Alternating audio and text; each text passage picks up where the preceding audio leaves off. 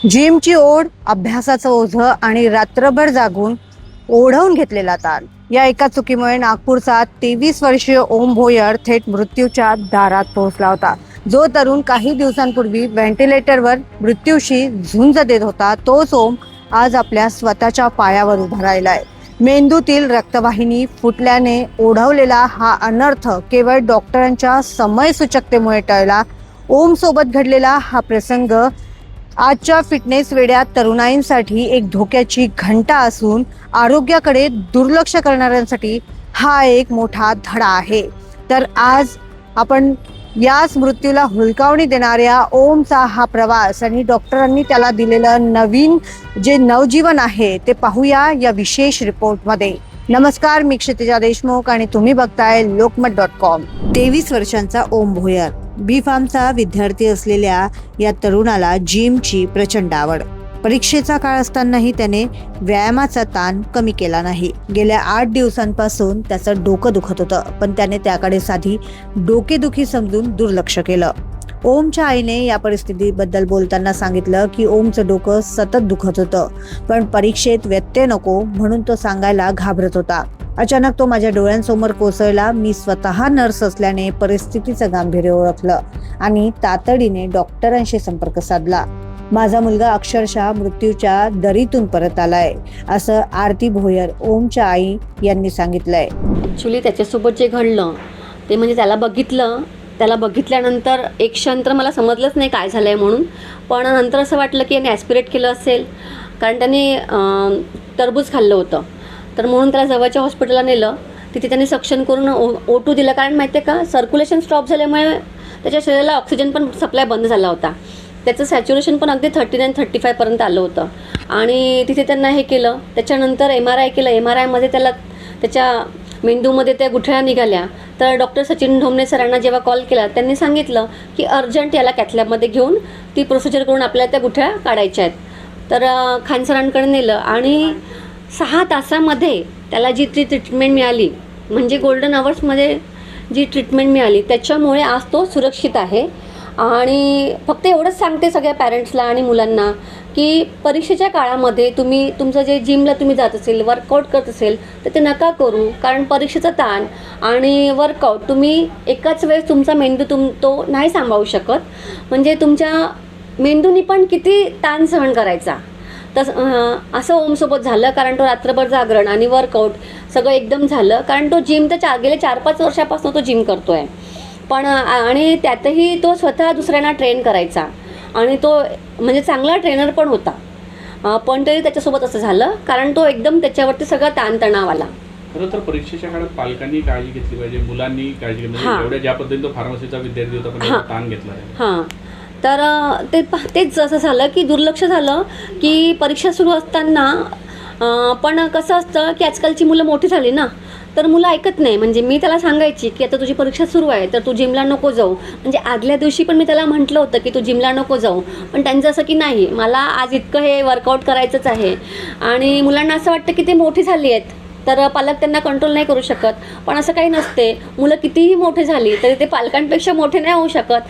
सगळ्या मुलांना एकच म्हणणं आहे की त्यांनी त्यांच्या पालकांचं ऐकावं आणि पालकांनी पण अभ्यासाच्या वेळेस, म्हणजे अभ्यास असताना किंवा परीक्षा असताना त्यांना वर्कआउट वगैरे करू नाही द्यायचं. आणि खास करून अभ्यास असताना जास्त अभ्यास असताना दुसरा ताणतणाव मुलांना नाही द्यायचा, कारण शेवटी मेंदू आहे ते, आणि मेंदूचा आणि शरीराचा संबंध एकदम असा हे आहे ना. तर मेंदू जर काम नाही करणार तर वर्कआउट करून पण त्या बॉडीला काहीच अर्थ नाही राहणार. म्हणजे पुनर्जन्म झाला. हां, ओमचा पुनर्जन्म झाला. म्हणजे खरंच तो अगदी मरणाच्या दारातून वापस आलेला आहे. म्हणजे मिरॅकल आहे. ते म्हणतात ना, देव तर त्याला कोण मारी, आणि डॉक्टर हे देवाचं स्वरूप आहे. आणि देव प्रत्येक ठिकाणी नाही पोहोचत, पण तो आपलं स्वरूप पोहोचत असतो. तसंच डॉक्टर धावून आले आणि त्याचा जीव वाचला.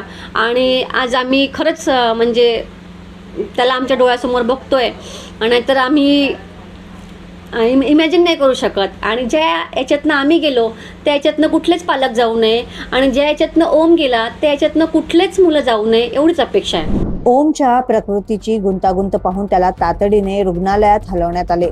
MRI मध्ये मेंदूत रक्तस्राव आणि मोठी गुठळी असल्याचं स्पष्ट झालं. स्थिती हाताबाहेर जात असताना डॉक्टरांनी एंडोव्हॅस्क्युलर शस्त्रक्रियेचा निर्णय घेतला.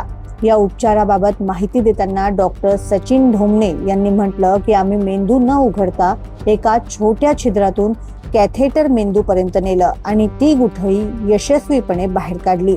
सध्याच्या तरुणांमध्ये अतिव्यायाम आणि स्टेरॉइड्सचं प्रमाण वाढतंय, जे धोकादायक आहे.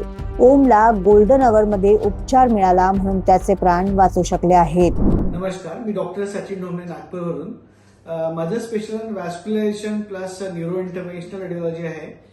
आमच्या स्पेशलायझेशनमध्ये कॅथल्यामध्ये एंडोव्हास्क्युलर ब्रेनचे ऑपरेशन्स होतात.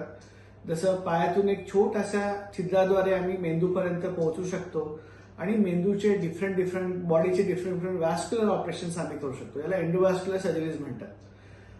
आमच्याकडे रिसेंटली एक मुलगा आला जो 23 वर्षाचा होता आणि तो 2 दिवसाआधी जिममध्ये गेला आणि त्यांनी स्ट्रेनर्स एक्सरसाइज केली. 2 दिवसानंतर त्याला हेडेक व्हायला लागलं आणि त्यानंतर 10 एप्रिलला तो सडन कोमामध्ये आमच्याकडे आला. त्यावेळेला त्याची आई जी आहे ती नर्स आहे, तिने लगेच आम्हाला फोन केला. मी लगेच तिचा MRI केला. MRI मध्ये आम्हाला ब्रेन डॅमेज आढळले, त्याला इन्फार्क्ट्स म्हणतात आणि तुरंत आम्ही त्याला अँजिओग्राफीसाठी घेतलं कॅथलॅबमध्ये. अँजिओग्राफीमध्ये ब्लड वेसल ब्लॉक होती, त्याच्यात क्लॉट तयार झाला होता रक्तवाहिनीमध्ये. तो क्लॉट आम्ही स्टेंट आणि सक्शन पंपच्या माध्यमाने बाहेर काढला. त्याला एंडोव्हास्क्युलर थ्रोम्बेक्टॉमी म्हणतात आणि ब्लड जे सर्क्युलेशन होतं ब्रेनला पूर्ववत परत सुरू झालं. तर आणि जसं जसं ब्लड फ्लो इम्प्रूव्ह होत गेला ब्रेनमध्ये, हा पेशंट इम्प्रूव्ह होत गेला. म्हणजे जो पेशंट व्हेंटिलेटरवर होता तो हळूहळू चालत आम्ही त्याला घरी पाठवलं 12 दिवसाच्या अथक प्रयत्नानंतर. ही जी प्रोसिजर आहे इमर्जन्सी आहे.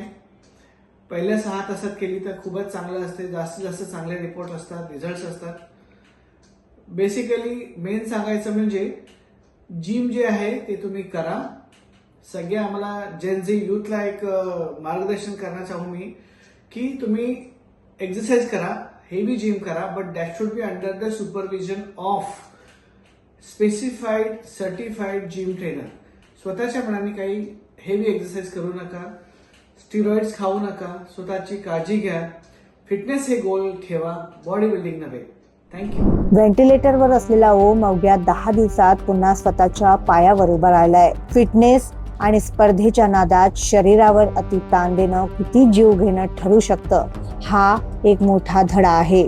वेळीच उपचार मिळाले तर जीव वाचू शकतो, पण शरीराकडे दुर्लक्ष केल्यास परिणाम गंभीर होऊ शकतात. फिटनेस महत्वाचा आहेच, पण त्याचा अतिरेक टाळणं त्याहूनही अधिक महत्वाचं आहे. तर ओमच्या बाबतीत घडलेली ही घटना केवळ एक बातमी नाही, तर आजच्या धावपळीच्या युगात स्वतःला सिद्ध करू पाहणाऱ्या प्रत्येक तरुणाईसाठी आणि त्यांच्या पालकांसाठी एक मोठा इशारा आहे. फिटनेस असो वा करिअरची स्पर्धा, कोणत्याही गोष्टीचा अतिरेक अंतिमतः शरीरासाठी घातकच ठरतो. आपल्या शरीराकडून मिळणाऱ्या साध्या संकेतांकडे जसे की डोकेदुखी किंवा थकवा यांकडे दुर्लक्ष करणं किती महागात पडू शकतं हे ओमच्या या उदाहरणावरून स्पष्ट होत आहे. सुदैवाने ओमला वेळेत उपचार मिळाले आणि तो मृत्यूच्या दारातून परतला. पण प्रत्येक जण इतका नशीबवान नसू शकतो. म्हणूनच शरीर जपून प्रगतीचा मार्ग धरा, कारण आरोग्य हीच खरी संपत्ती आहे. व्हिडिओ आवडल्यास कमेंट नक्की करा आणि अशाच नवनवीन बातम्यांकरता आणि अपडेट करता लोकमतला फॉलो करायला विसरू नका.